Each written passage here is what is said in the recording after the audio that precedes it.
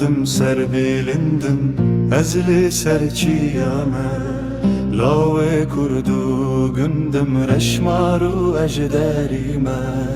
Bilinge gerdemendim ez devi çar serime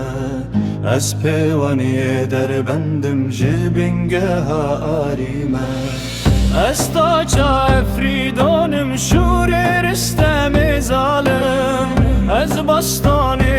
deste ve Şeyh Said kalım Cenavere zagrosum zerdeştiye şengalım Peşmerge berzanime xudiye şapı kuşalım Ez kurdum dilovanım dil nermu açti xwazim Hevali peş verume azadu serfirazım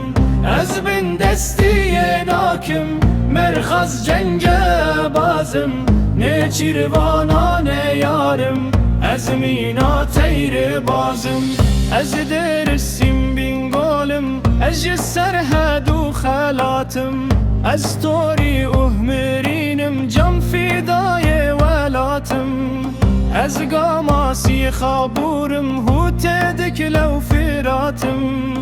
Ez şere Kurdistanım ger nasir o cilatım Ez binavu bedengim men hemdemi guvara Ez sersotu pilingim lizozane hekara Ez agire sertezim lişahu zinara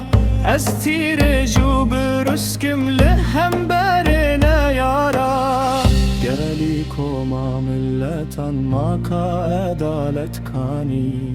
Irak u Türk İran tevten mevi zamani Gurmuna tengu topan dençu ezmane bani Sorbune deştu zozan jixwina erxewani Geli koma milletan maka adalet kani Irak u Türk İran tevten mevi zamani Gurmuna tengu topan dençu ezmane bani Sorbune deştu zozan jixwina erxewani